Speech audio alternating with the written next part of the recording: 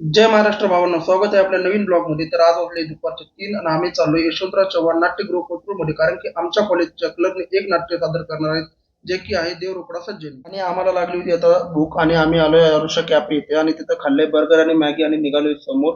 समोर निघालोय तर बघतो काय वातावरण खूप भारी झालं, कारण की सकाळीच पुण्यामध्ये येऊन गेलाय पाऊस.